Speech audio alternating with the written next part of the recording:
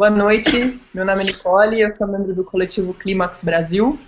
O Clímax é um coletivo que veio para tirar as mudanças climáticas do armário, e para isso nós fazemos várias intervenções pelo Brasil, e sempre relacionando mudanças climáticas com os nossos temas do dia a dia. Esse é o terceiro Hangout do Clímax Brasil. O Hangout a gente faz todos os meses, com temas específicos.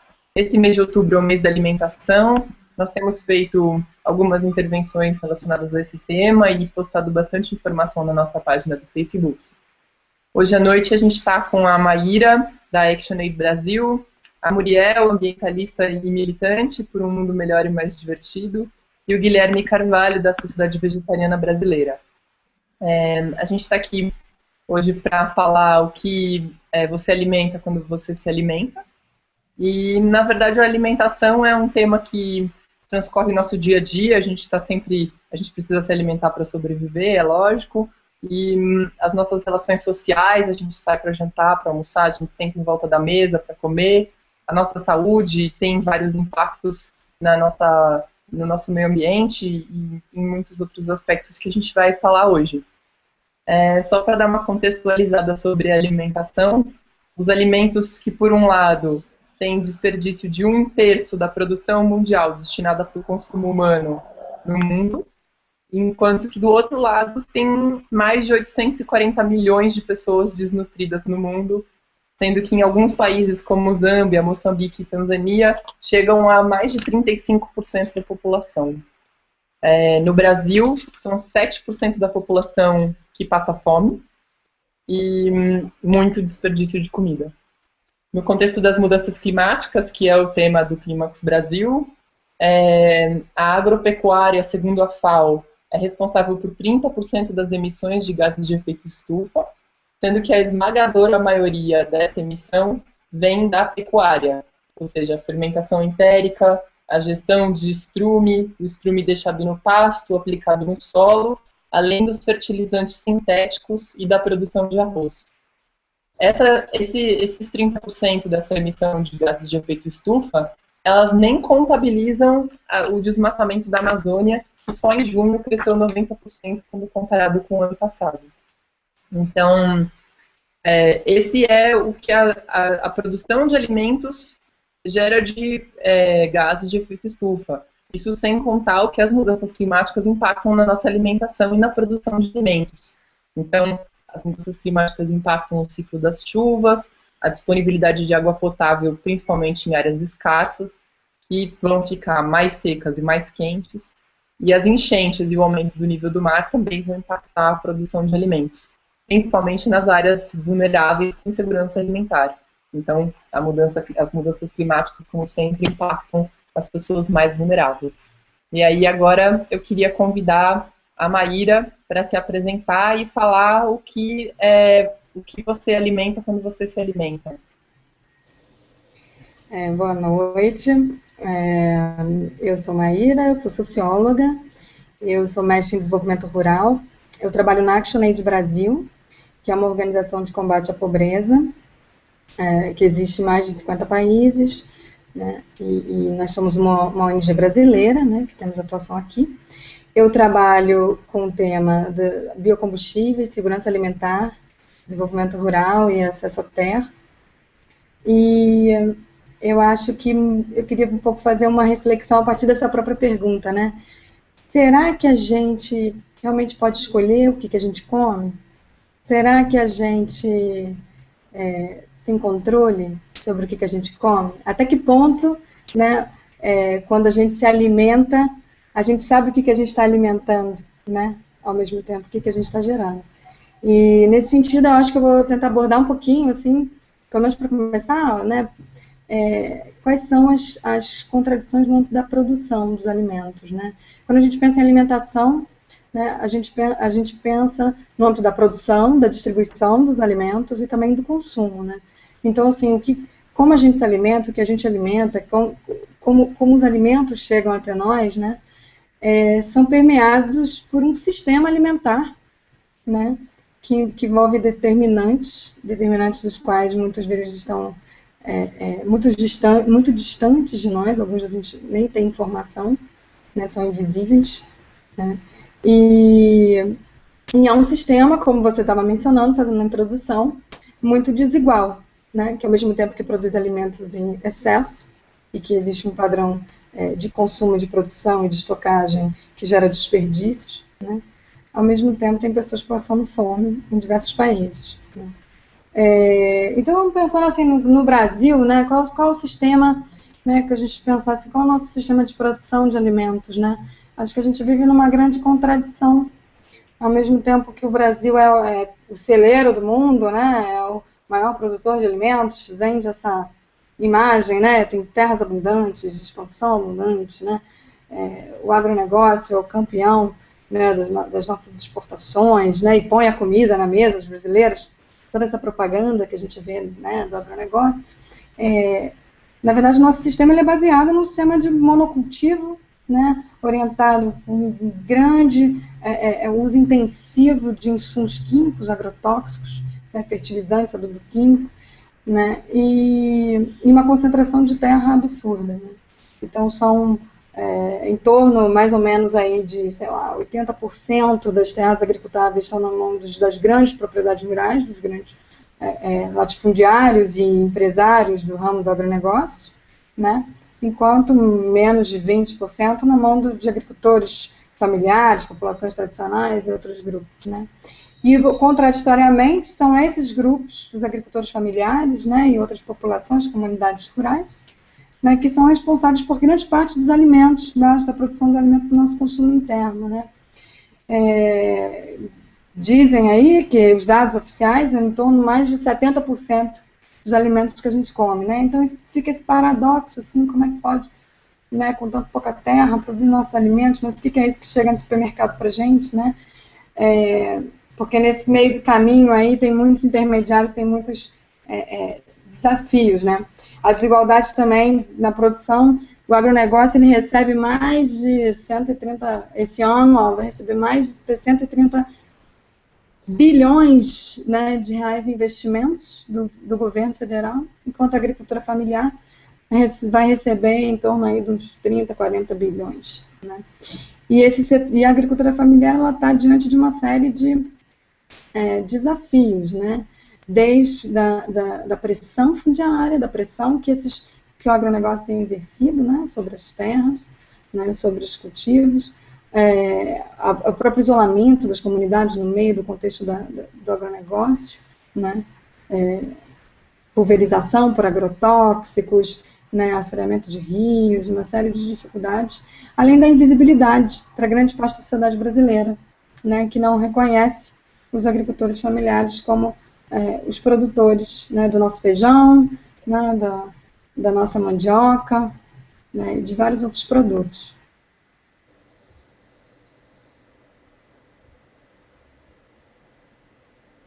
Acho que a Maíra travou. A gente tem... Voltou? Voltou. Voltou. Então, por outro lado, né, o Brasil... Continuando isso, assim, é o país que mais consome agrotóxico no mundo, né? O Brasil já tem uns 3 anos que o Brasil está no ranking, assim, do principal consumidor de agrotóxico no mundo. E nesses últimos 10 anos, né, agora faz 10 anos de liberação dos transgênicos no Brasil também, né? E o que tem sido dito, tem sido percebido é que nesses 10 anos de liberação dos transgênicos, ao invés de resolver o problema da fome do mundo, aumentar a produção, produtividade, garantir a comida, isso tudo que é vendido, né, ele tem, na verdade, contribuído até para o aumento do uso de agrotóxicos nas lavouras, porque as sementes transgênicas, elas são geneticamente modificadas para aguentar, né, altas taxas de enzimas, de insumos, de toxinas para resistir às pragas, né, serem sementes mais resistentes. Eu estou só jogando essas coisas, eu acho que eu vou terminar contando, assim, para passar a bola para os outros colegas, um pouco uma situação que me aconteceu um dia desses, né? Eu queria fazer um cuscuz de milho, né? Aquele cuscuz que a gente come no Nordeste. Eu comprei uma cuscuzeira e falei, poxa, não cozinhei minha cuscuzeira, né? Numa tentativa de comer uma comida que é da cultura do nosso povo, sai um pouco dessa lógica do pão, do trigo, né? Que não... E aí fui no mercado Pão de Açúcar, aqui perto de casa. Aí cheguei no Pão de Açúcar, só tinha farinha de milho transgênico. E aí eu me defrontei. Eu vou comprar uma farinha de milho transgênica para fazer um cuscuz de milho, eu estou querendo, né, fazer uma comida diferente, comer uma coisa, né, sair dessa dominação aí da coisa do trigo e tal. Aí eu falei, não vou comprar. E fiquei com aquilo na minha cabeça, né? Eu falei, poxa, onde é que eu vou achar agora um milho que não seja transgênico, né? Então, eu acho que isso é um pouco também uma provocação, assim. Até que ponto também a gente escolhe, né? Como é que a gente é determinado, né, por toda uma cadeia de produção, né? E que cada vez mais, né, tem oprimido e ameaçado outras formas de produção e de sementes não transgênicas, sementes de agricultores. E eu deixo por enquanto aí para passar a bola para os colegas, depois a gente continua. Obrigada, Maíra. Eu esqueci de falar que as pessoas que tiverem perguntas, para usar o hashtag o que você alimenta. E a gente está monitorando aqui e já vai fazer as perguntas enquanto as pessoas vão falando. Então, Matheus Ângelo já mandou uma pergunta se alguém leu o livro da Yashmuken, uma australiana. Então, se vocês puderem responder, esse hashtag você pode colocar no Facebook, no YouTube, no Twitter, aonde você quiser, que a gente está monitorando o tempo todo. Muriel, o que você alimenta quando você se alimenta? Bom, eu sou Muriel Saragosse, eu sou socioambientalista, apesar de ser agrônoma de formação, e tenho muitos anos de militância nessa área e na área de produção agroflorestal, modo de gerenciar o território, de trabalho com comunidades tradicionais e com uma forma diferente de olhar para essas questões de alimento. E como eu sou de uma geração que gosta muito de saber as coisas mais em profundidade, de ir atrás, de saber o que tem por trás das coisas, eu quero falar um pouquinho aqui do que está por trás do sistema alimentar, que vem do agricultor e da produção, que a Maíra apresentou, e depois vai chegar na boca da gente para a gente se alimentar. E esse sistema alimentar é uma das coisas mais assustadoras que eu já vi, porque ele vai desde a monopolização das sementes, dos agrotóxicos, porque a maioria dos donos das empresas que vendem sementes são farmacêuticas e químicas que trabalham também com agrotóxicos, por isso que a gente vê a história de transgênico, que a Maíra falou agora há pouco, né, que eles são transgênicos não para ficar melhores para a gente comer, eles ficam melhores para você usar mais veneno. E também na outra ponta, o número pequenininho de empresas que dominam a transformação desse alimento produzido no campo para colocar ele na prateleira do supermercado. Hoje, um dado chocante é que no mundo inteiro, se você juntar o mundo inteiro, tem 500 empresas que controlam 70% de tudo que é alimento, passando do campo para a mesa, o que é uma coisa absurda. E as 10 maiores companhias que fazem isso, elas concentram na mão delas, assim, aqui no Brasil nós temos 9 delas na mesa da gente, mas dessas 10, você olha e elas movimentam 1,1 bilhão de dólares por dia. Por dia, gente. Elas cuidam disso. Essas empresas também são as que geram a demanda de água, demanda de certos produtos em vez de outros produtos, demanda de como é que o tomate tem que chegar, se o tomate tem que ser redondo ou quadrado, se pudessem fariam tomatinhos quadrados, e isso não é brincadeira. Tem gente tentando achar o tomate quadrado para ele ocupar menos espaço quando for transportar. As transportadoras, o que a gente chama de traders, que são essas grandes companhias que compram grãos e commodities de um lado para o outro, e também aí no meio todo o sistema bancário. Quem pensa que o sistema bancário, o sistema financeiro está metido na alimentação? Hoje, você pode apostar que o preço de um alimento vai aumentar nos próximos meses, e ao fazer essas apostas, todo mundo fica, vamos apostar, apostar, apostar, e aposta, o preço sobe.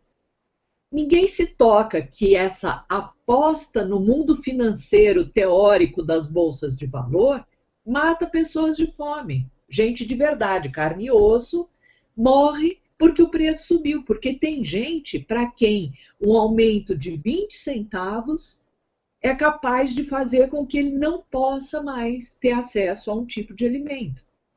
Então, você aposta na morte das pessoas, só que isso tem um nome sexy, que é não, você está apostando na bolsa de mercadoria de futuros, né? Não é assassinato. Não está tipificado como assassinato.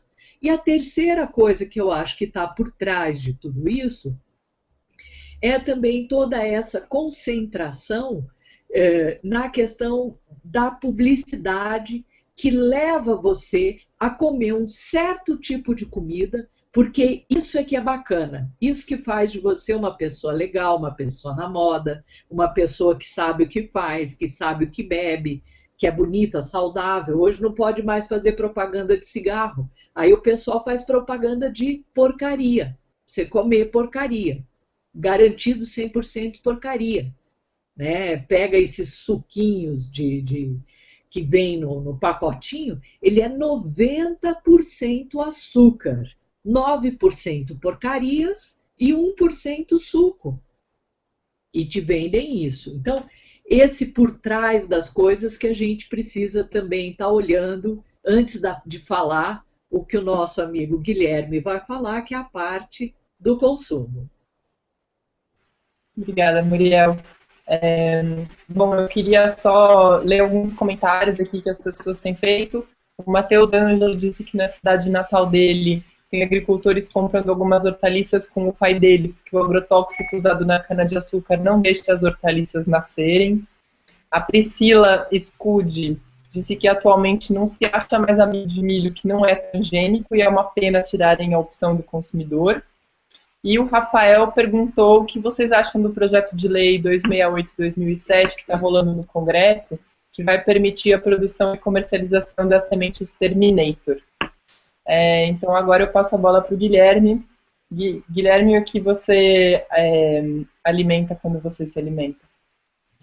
Obrigado, Nicole. Obrigado, gente. É um prazer estar aqui, ainda mais na véspera do Dia Mundial da Alimentação, né? Em que a gente vai ter essa oportunidade de debater uma coisa que, como se diz por aí, não é ensinada na escola, né? Não é ensinada em quase lugar nenhum, que é como produzir e consumir alimentos, algo que a gente faz 3 vezes por dia e que passa muito, muito negligenciado muitas vezes. Eu acho que quando a gente alimenta alimentar-se não é um ato meramente pessoal, né? Alimentar-se é um ato ético e é um ato político. Então, alimentar-se afeta outras pessoas. Isso faz desse ato um ato ético, né? Diferentemente de você dizer, eu gosto de tal alimento, eu gosto de tal objeto e não gosto daquele outro. Isso são preferências pessoais. Mas alimentar-se conscientemente é um ato ético porque envolve terceiros, né? E eu acho que isso que é legal a gente perceber. Quando a gente se alimenta, a gente está alimentando boas ou más práticas que afetam pelo menos três grandes entidades ou atores. As pessoas humanas. Então, o que a gente está escolhendo comer, de que forma esse alimento está sendo produzido, distribuído, e consumido, e como isso afeta as pessoas, ou seja, o agricultor, o trabalhador, as pessoas que estão consumindo alimentos também, né? Então, as pessoas humanas. O segundo grande pilar são os animais, né? Então, as pessoas não humanas, como eu costumo dizer, são seres sencientes que têm direitos e cujos direitos podem estar também sendo violados, assim como os direitos das pessoas humanas, quando nós escolhemos o que comer. E, por fim, o que eu chamo aqui muito genericamente de planeta, né? Ou seja, o meio ambiente, os ecossistemas, e não mais indivíduos com direitos individuais, mas pensando agora nesse terceiro pilar, nos direitos difusos, nos direitos coletivos, né, relacionados à preservação do meio ambiente. Então, esse não por coincidência, é o tripé da causa, eu considero, da causa vegetariana, né, da qual eu sou, com muita honra, um ativista. E nós sempre falamos que o vegetarianismo tem 3 pilares, que são as pessoas, o meio ambiente e os animais. Né. Eu acho que isso vale para qualquer âmbito da alimentação, não só para a discussão sobre o vegetarianismo. Então, eu acho que esses 3, nós devemos sempre manter o foco pelo menos nesses 3 aspectos, e pensando sempre de maneira transversal, como foi dito pelas colegas, pela Maíra e pela Moura, a respeito dessas fases desse processo, desde a produção até o consumo, né? Então, quer dizer, produção, distribuição, consumo. E saber que a produção não começa na produção em si, mas a produção pode começar muito antes, na produção de fertilizante que vai ser usado para preparar uma terra que vai ser cultivada, né? Enfim. Então, realmente pensar a cadeia como um todo, olhando em cada etapa da cadeia, como é que a gente está afetando pessoas humanas, animais e o meio ambiente, né? E esse é um momento curioso, também além da gente estar na véspera do Dia Mundial da Alimentação, porque, coincidentemente, eu tive a oportunidade ontem de ler um ensaio de um biólogo eminente dos Estados Unidos chamado Jonathan Balcombe, em que ele discute o que seria do mundo se, por algum motivo muito disruptivo, a humanidade deixasse de consumir carnes, né? Por algum motivo, por exemplo, como um surto de doença, né? Não necessariamente por um motivo ético, poderia ser por um motivo bastante antropocêntrico até, mas deixássemos de comer carne, o que ia acontecer com o mundo, né? E aí hoje a gente vem debater como a gente se alimenta e como isso afeta o mundo. E, enfim, se der tempo e oportunidade, eu vou ter muito prazer de inserir algumas dessas reflexões de como é o mundo no futuro, se hoje a gente tivesse uma mudança dessa magnitude disruptiva, né? Então é isso, não quero tomar mais tempo para a gente poder discutir um pouco mais. Eu queria dizer que eu não li o livro da Asmussen, né? Aquela história de viver de luz, né? Viver da energia prânica. Não li, conheço, já ouvi falar, mas não li. E, por enquanto, eu ainda estou na fase de que todo mundo tem que poder comer todo dia. E aí, isso mais na ideia de que é um direito do que uma questão mais somente de espiritual, que eu acho que é o que está atrás da proposta que essa pessoa traz.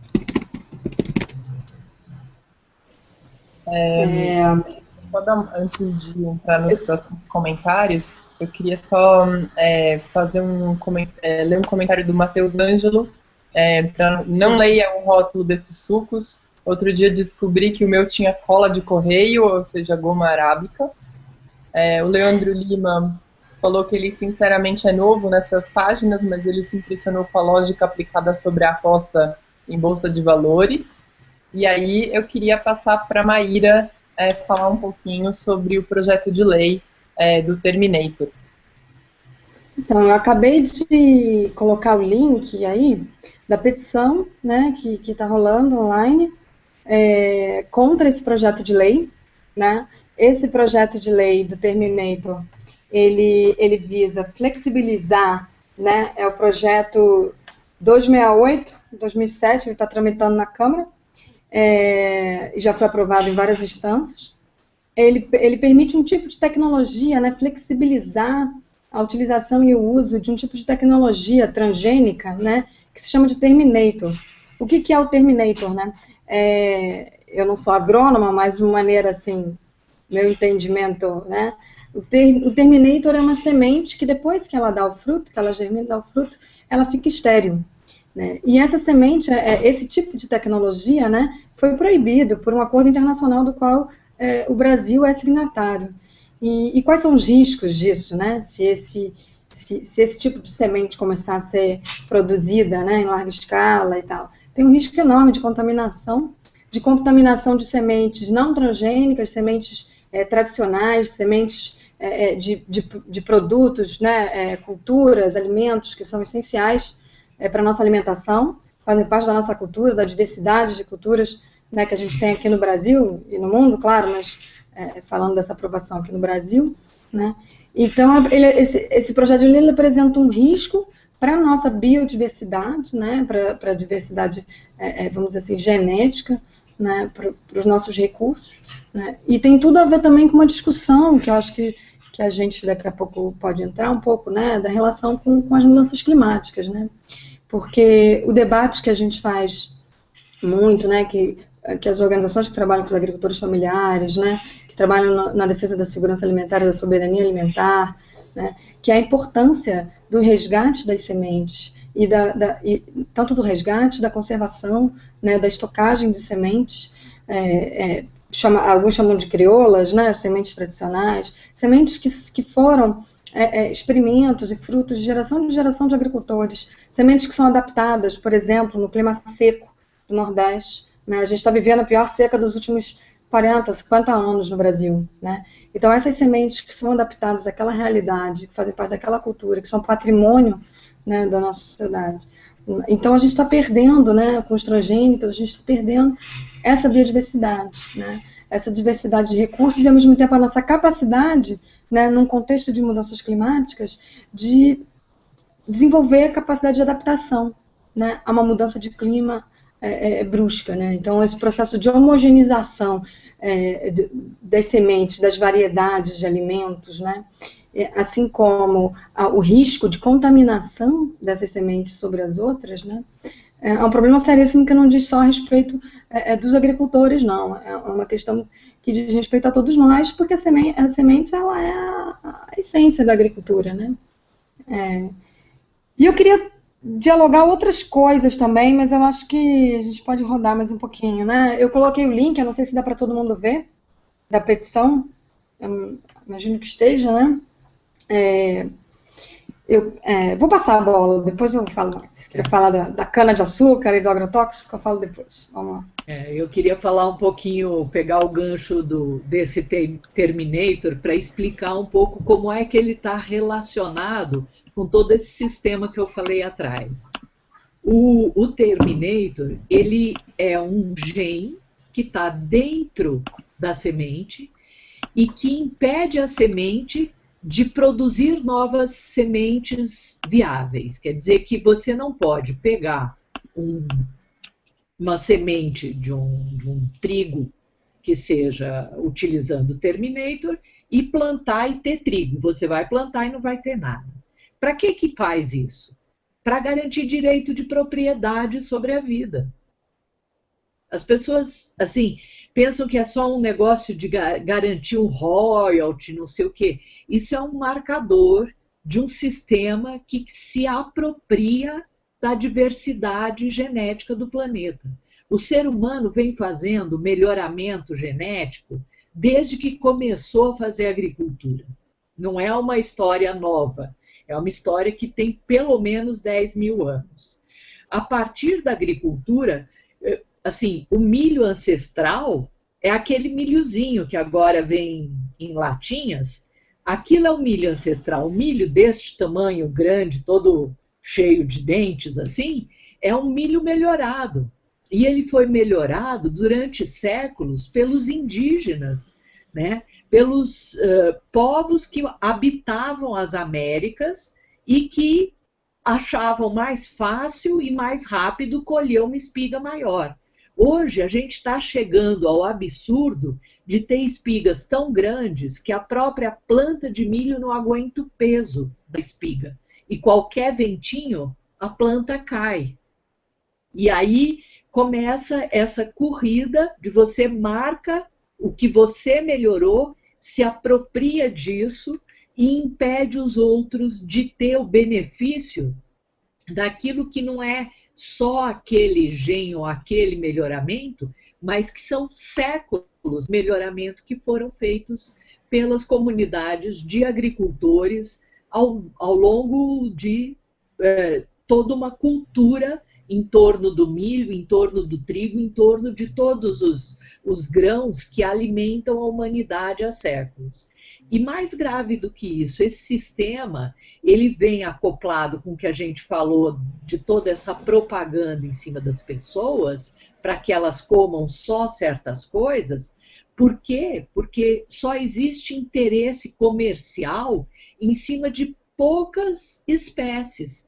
20, 22 espécies que tem realmente todo um sistema de empresas atrás que se apropriam do direito de vender ou de comercializar essas espécies. E a ideia é acabar com as outras espécies. Só que nós não podemos esquecer que o clima está mudando. E o clima mudando, e você ter uma base genética pequena na alimentação humana, vai faltar comida. Isso é assim, tipo 1 mais 1 igual a 2. Não é 1 mais 1 depende. Né? Então, essa situação acaba com o que a gente chama da agrobiodiversidade, que é a diversidade não só dentro daquilo que a gente come, mas pela quantidade de coisas diferentes que a gente é capaz de pôr no nosso prato. Pensa bem, aqui no Brasil é mais fácil achar maçã no supermercado, e maçã é uma planta europeia, do que achar cupuaçu ou cacau, que são nativas aqui do nosso Brasil. Né? Pois é, e nessa corrida frenética por ganho de produtividade, né, Muriel, que leva a esse tipo de seres vivos Frankenstein, no lado da pecuária, isso também, como todos sabemos, é super pronunciado, né, com, inclusive, naturalmente, uma violação ainda maior dos direitos desses animais. Né? Os frangos, os ditos frangos de corte, né, ou seja, esses criados para carne, vivem hoje 40 dias. Né? Sendo que em vida natural eles podem viver 5, 10 anos. Né? Um animal que não seja tão geneticamente selecionado como foi ao longo das últimas décadas o frango de corte pelas principais empresas de genética avícola do mundo. Então é mais uma amostra, né, de como essa corrida por ganho de produtividade passa por cima de qualquer direito, de qualquer preocupação. Eu queria aproveitar e ler uns comentários. O Leandro Lima falou que a mudança de hábitos alimentares tem levado a um rumo diferente, que ele mesmo não tinha planejado. Ele jamais imaginou que a compra de um mero Big Mac ou McDonald's podia causar tantos danos a um grupo de pessoas. E ele se sentia envergonhado em sentir repulsa ao ver cães abandonados e nem se tocar com as pessoas morrendo de fome. A respeito do consumo de carne, a Priscila Gescudi disse que se o mundo deixasse de comer carne ia sobrar muita água, porque, como muita gente sabe, para produzir 1 quilo de carne são utilizados 15 mil litros de água, e a mesma quantidade que se usa, né, para tomar um banho. E aí eu queria também ler uma pergunta aqui do Matheus Ângelo, que acho que vocês já responderam, que é: vocês sabiam que as sementes de uma planta transgênica não geram uma nova planta, configurando um monopólio de sementes, que é um pouco do que vocês já tocaram aí. Eu queria dizer que eu estou comendo um bolo falando sobre as mudanças de hábitos e tudo mais, é um bolo de chocolate feito com alimentos não transgênicos, orgânicos e veganos, que não dependem dessa produção excessiva da escravidão animal. E queria compartilhar com vocês que é possível, sim, ter uma alimentação saudável e uma alimentação com impacto ambiental e social deliciosa. Infelizmente, vocês não podem saborear esse bolo. E aí, agora eu queria fazer ler mais uma pergunta sobre a polêmica da produção de biocombustíveis versus o aumento do preço de alimentos e se tem uma forma de equilibrar os dois. Capiciosa, né? Eu queria falar uma coisa antes que tem a ver com isso que vocês estavam dizendo, né? Eu acho que a mudança do nosso padrão de consumo, né? Eu acho que é essencial, assim, a gente trabalhar, fazer uma reflexão sobre o nosso padrão de consumo, o que a gente come, né? Qual o impacto do que a gente come, tanto para a nossa saúde como para os animais, né? Tanto os alimentos contaminados com agrotóxico, quanto também carnes e outras formas, né? A própria soja, ela tem um impacto ambiental tremendo, ela é utilizada basicamente para grande parte da soja exportada é utilizada para ração animal também, né? Então as vacas estão comendo soja transgênica, então é um ciclo muito louco, né? Mas eu queria também chamar a atenção uma coisa, assim, para a gente refletir, né? Nem todo mundo tem as mesmas oportunidades, né? Então, quem é que pode comprar, né, um tomate orgânico? Quem é que pode... Gente, o açúcar mascavo, ele é mais caro que o açúcar refinado, que é um grande contrassenso do próprio processo né? Então, assim, quem é que pode ter acesso, né, a uma feirinha de orgânicos e consumir? Então, acho que tem uma dimensão de desigualdade também muito grande, né, no acesso a esses alimentos frescos de qualidade, né, que não têm agrotóxicos, né, que são produzidos de forma mais sustentável, igualitária e tal. Eu acho que é uma reflexão, assim, e como é que a gente, né, que talvez tenha condições de ter acesso a esses alimentos, assim, o que a gente pode fazer, o que a gente acredita, né? A gente acredita que a gente tem que lutar para a promoção de sistemas agrícolas, formas de produção e distribuição de alimentos mais justos e igualitários, ou seja, investir nos direitos dos povos, né, desses povos que a Muriel falou que estão indígenas, né, transformando, fazendo cruzamento de sementes, desenvolvendo as melhores sementes, né, que são adaptadas para o nosso contexto, né, que dão aquele gostinho diferente ali, aquele feijão daquele lugar tem um gostinho diferente, né, então tem também acho que um trabalho aí de solidariedade também, para pensar nessa cadeia, né, para além só da gente, o supermercado, a feira, né, e também pensar como é que a gente pode fortalecer uma luta por esses povos que estão produzindo um alimento saudável, e até para que eles o façam, porque a dominação, essa lógica, todo esse sistema que está por trás, ele também afeta o produtor, né? Há uma lógica de que a tecnologia, né, o transgênico, o agrotóxico, né, todo esse pacote que a gente chama de Revolução Verde, né, que ele é melhor, que ele é evoluído. Isso está muitas vezes na própria lógica da assistência técnica ali para o agricultor, né, de grande parte da assistência técnica, da cooperação que querem fazer com os países africanos, o próprio Brasil está fazendo, né, uma lógica também de produção, né? Então acho que a gente tem um papel também de solidariedade né, rural e urbano aí para transformar isso, né? E assim, para falar um pouco essa questão dos biocombustíveis, né? No caso, os biocombustíveis são feitos de diferentes materiais, né? Pode ser feito da cana-de-açúcar, do milho, tem o biodiesel, né, que é feito de oleaginosas, como a soja. Aliás, grande parte do biodiesel produzido no Brasil também é da soja. Então, a soja é um negócio perfeito, né, porque tem 1000 subprodutos, né, por isso que ela é tão dominante, porque é um negócio muito lucrativo, né. E no caso do etanol de milho, né, já, assim, a polêmica é muito grande, mas já foi reconhecido, e reconhecido pela FAO, reconhecido em várias instâncias, que ele tem sim um impacto sobre o preço dos alimentos do milho, que é a base alimentar de grande parte da população, principalmente da América Central, né? E a cadeia produtiva do milho e a conversão do etanol de milho nos Estados Unidos tem um impacto seríssimo sobre isso, além da especulação do milho, que é uma commodity, né? Da especulação dos preços que a Muriel estava falando, no mercado financeiro, no mercado de futuros. E no caso aqui do Brasil, tem muito pouco estudo sobre isso, né? O discurso dominante aqui, o Brasil tem muita terra, que não tem nenhuma relação, né? Que o açúcar, né? Porque o etanol o etanol é feito da cana-de-açúcar. A cana-de-açúcar ela pode ter 2 subprodutos e conforme o preço de mercado, o usineiro ele decide se ele quer produzir mais etanol ou mais açúcar, né? Dependendo do preço, né?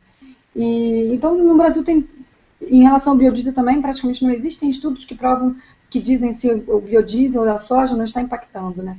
Porém, a gente sabe que tem, sobretudo no âmbito local, né, quando você converte extensas áreas de terra em um monocultivo só e desloca, né, outros cultivos alimentares, todas as regiões, né, isso é facilmente observável, todos os municípios que são campeões hoje em dia do agronegócio foram municípios que reduziram drasticamente a sua produção de feijão, de arroz, de mandioca, dependendo do que também a região dá, né, qual fruto que a região dá.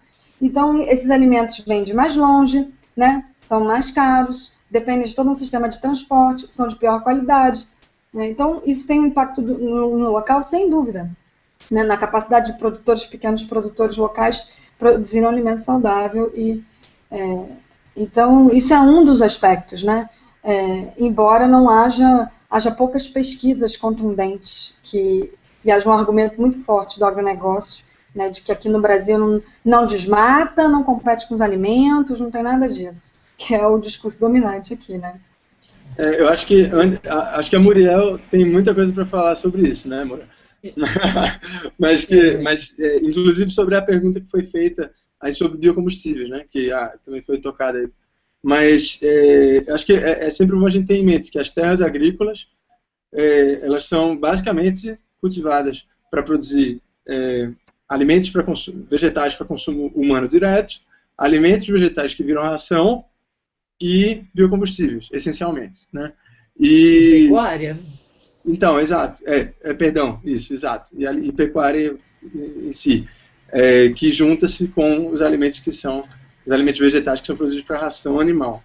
E hoje, na verdade, eu não anotei o nome da pessoa que fez a pergunta sobre biocombustíveis, mas um dado interessante para refletir sobre isso é que 70% de toda a terra agrícola do mundo é usada para a produção de, na verdade, carnes, laticínios e ovos.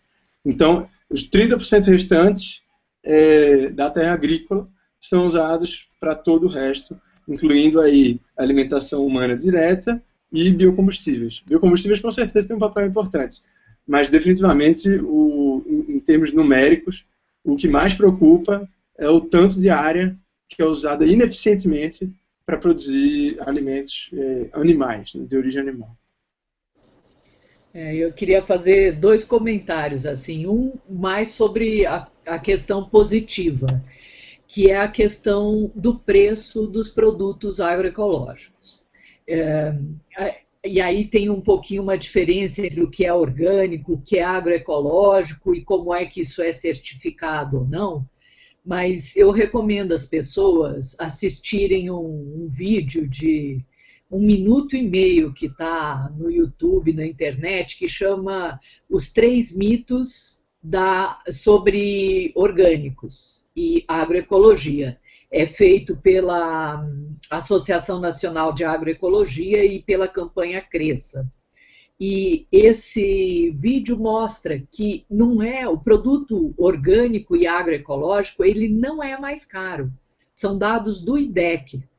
O que é mais caro é você comprar ele no supermercado, porque no supermercado é que você tem o ganho, ele ficou entre o produtor e o consumidor, ele ficou no meio. Exatamente. Então é muito importante vocês procurarem no site do IDEC, eu vou pedir a Nicole para colocar aí o endereço, e o site do vídeo dos 3 mitos da agroecologia. O IDEC tem um mapa de feiras orgânicas e agroecológicas. Então, você pode achar que está mais perto de você e você vai ter aí preços absolutamente competitivos com o que é praticado no supermercado. uma coisa interessante, quando teve toda aquela alta do tomate, falaram do tomate, até a Dilma falou de tomate, o tomate orgânico não subiu de preço, não. Por quê? Porque ele é mais resistente, ele não sofreu como sofreu o tomate que vive embaixo de banhinho de agrotóxico. Ele não sofreu e não teve problema com queda de produção. E agora, sobre biocombustíveis, eu acho que aí a gente tem um pano para manga que daria todo um hangout sobre isso. Se você me perguntar o que é melhor, petróleo ou biocombustível, meu coração balança. Agora, não é qualquer biocombustível. Não dá para comparar um biocombustível feito a partir do milho, que praticamente você gasta 1 de energia para ter 1 de combustível, né, com o da cana. O grande problema da produção de biocombustíveis está na apropriação da terra, da água e do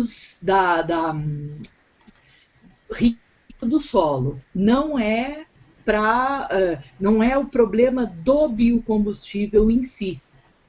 Se você comparar biocombustível com petróleo, eu sou mais biocombustível.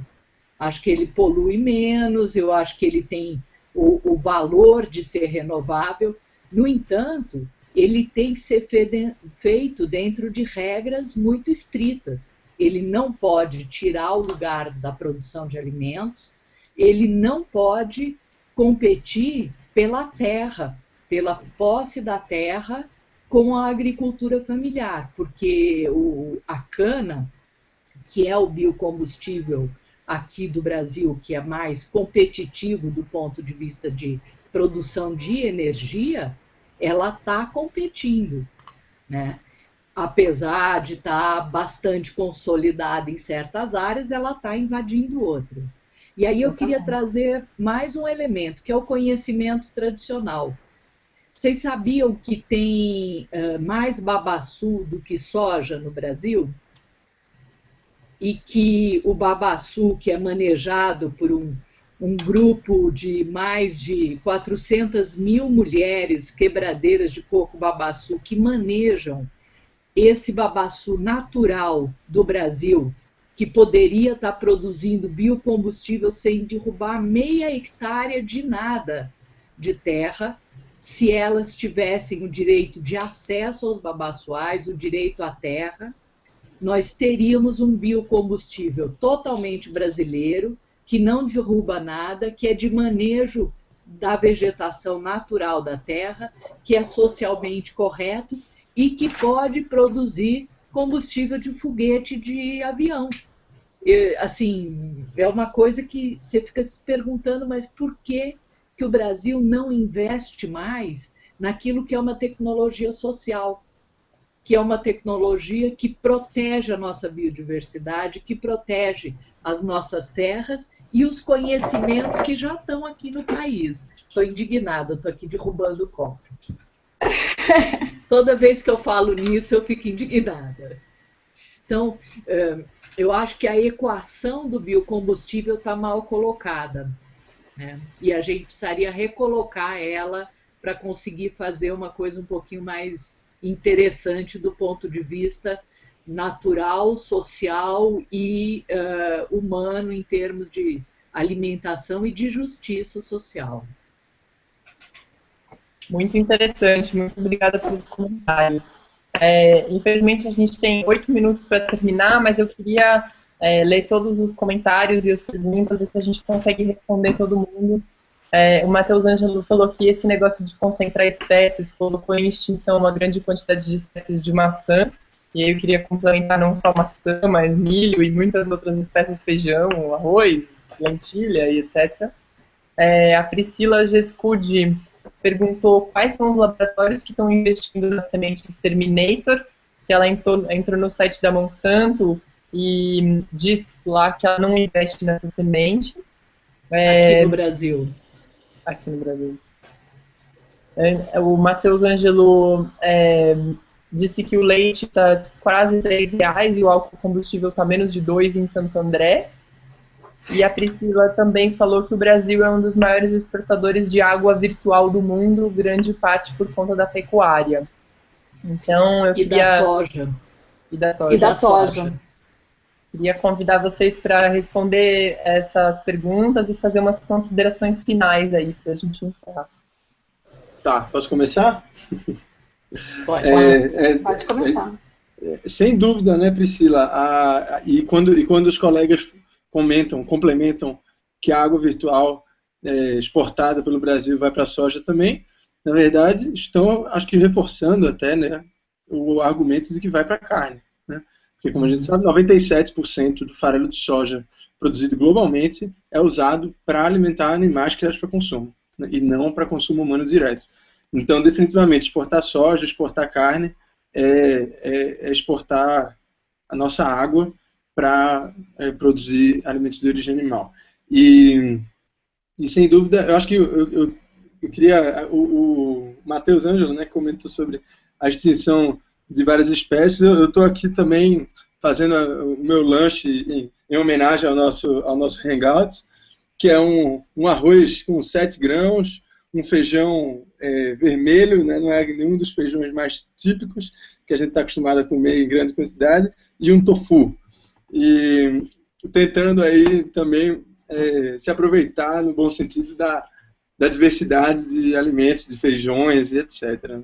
E eu queria terminar minha intervenção aqui falando sobre eficiência mesmo, eficiência na produção de alimentos, né? Eu acho que é muito importante a gente pensar que o consumo de carnes, laticínios e ovos esconde uma perda absurda de eficiência de uso dos recursos alimentares, né? Para não mencionar a parte toda de direitos dos animais, que é violada bilhões de vezes todos os anos, né? Nós hoje criamos e matamos cerca de 65 bilhões de animais terrestres por ano para consumo de carnes, laticínios e ovos. Tá? Isso dá mais do que 100 mil por minuto. Então, é muito mais do que os animais que morrem nas ruas, abandonados, maltratados, né, chutados ou usados em laboratórios. É uma coisa absurda. E, além disso, olhando do ponto de vista do meio ambiente, é uma perda de eficiência que simplesmente a gente não pode aceitar. O consumo de carne, laticínios e ovos hoje tem como único argumento de sua perpetuidade, na maior parte dos casos, e principalmente em contextos urbanos, que tem um bom gosto. É gostoso. Ok, é gostoso. Então vamos continuar devastando as florestas, vamos continuar consumindo uma carne de boi que precisa de 10 quilos de ração, quando come ração, para gerar 1 quilo de carne de boi. Uma perda de eficiência totalmente inaceitável, junto com as outras violações inaceitáveis que estão nessa indústria. Então, e as outras carnes, e laticínios e ovos também, na sua produção industrial. Então, a gente tem que parar para pensar da ponta do consumo, né, que foi até um pouco minha atribuição aqui, pensar mais na ponta do consumo. Principalmente, eu estou aqui em São Paulo, né, enfim, cada um está em uma parte do país, mas principalmente nós estamos estando em centros urbanos que tem uma variedade, uma abundância de alimentos para se escolher, pensar na nossa responsabilidade e pensar em que motivos a gente pode usar, que argumentos a gente poderia usar para continuar consumindo carnes, laticínios e ovos, se eles são tão ruins para o meio ambiente, tão ruins para os animais e, ao menos quando em quantidade grande, tão ruins para a nossa saúde também. Não existe argumento. Eu desafio as pessoas a trazer um argumento melhor do que ter um gosto bom. Eu termino assim. Obrigado. Obrigada. Eu estou comendo uma sementinha de abóbora aqui e acho que eu já falei muito. Estou à disposição para conversar mais na hora que for interessante. Eu incito as pessoas a pensar que a gente tem que comer menos, melhor e garantir que todos possam comer. Não é admissível que a gente perca 30% da produção, se perca nesse mundo de indústrias. Antes da Maíra fazer as considerações finais dela, eu queria só ler alguns comentários aqui que o pessoal ainda tem feito O Guilherme respondeu a pergunta da água virtual, que o pessoal ficou perguntando o que era, né? O Matheus Ângelo falou que biocombustível é uma farsa, ele é 1/3 de CO2 antes de terminar o processo, precisa de uma parte de petróleo para produzir 8 de combustível, e os fertilizantes também usam tanto combustível quanto a produção. A Aline lembrou da Resolução 44, que regulamenta os sistemas agroflorestais, que é uma super evolução, e ela queria chamar a discussão para a discussão da economia solidária. E agora eu queria passar para a Maíra. Bem, eu não vou responder agora, né, que a gente tem 2 minutos. Eu queria, na verdade, também acho que a gente podia sugerir aqui, talvez, um outro hangout sobre biocombustíveis, porque eu acho que é um tema que dá para ser encarado sobre diversas perspectivas, né, desde em relação às mudanças climáticas, a sua eficiência energética, né, os seus impactos sociais sobre a pressão fundiária, né, sobre os recursos naturais. Então, acho que tem um debate que é super polêmico, super difícil, né, quando se faz essa equação aí, o social, a emissão de CO2, né, super controversa. Eu acho que seria muito bacana poder né, ter um debate desse, assim, deixo essa sugestão. E eu acho que também, já falei muito, né, mas eu acho que pensar um pouco também puxar um pouco para essa agenda positiva, né, que eu acho que tem uma série de ações, assim, pensando nessa agenda positiva de como transformar esse padrão de consumo, esse sistema agroalimentar, né, como lutar para transformar isso, né. Eu acho que no campo da agricultura, né, é fortalecer a produção de alimentos agroecológicos, saudáveis, agricultores familiares, que eles tenham acesso à terra, né, tenham acesso a investimentos, tenham acesso à produção de suas sementes, a proteger as suas sementes, né, sejam protegidos da ameaça, né, dos transgênicos, né, que haja também todo esse processo de repensar os nossos hábitos alimentares, qual a nossa responsabilidade, né, quando a gente quer, como o Guilherme falou, né, comer carne porque é gostoso, né, e na quantidade que a gente come, que impacto isso tem, e repensar isso, né. Acho que essa articulação entre a sociedade, né, urbano-rural, identificar a feirinha mais próxima de você, identificar como você pode se articular com os agricultores familiares e não pagar esse preço aí dos atravessadores, né, e dessa especulação que os supermercados, as grandes cadeias promovem sobre os preços dos alimentos, né, e dificultam o acesso das pessoas, né, e também apoiar, né, essas tecnologias sociais que são, já que estão sendo desenvolvidas em diversas, desde a convivência com o semiárido, né, o exemplo da Muriel é lindíssimo, essa história do babaçu, né, apoiar essas tecnologias sociais que vão contribuir efetivamente para minimizar, né, os impactos das mudanças climáticas, além das desigualdades sociais que estão nesse meio de produção, né. Gente, obrigada, acho que é isso. Obrigada, Guilherme, obrigada, Maíra, obrigada, Muriel.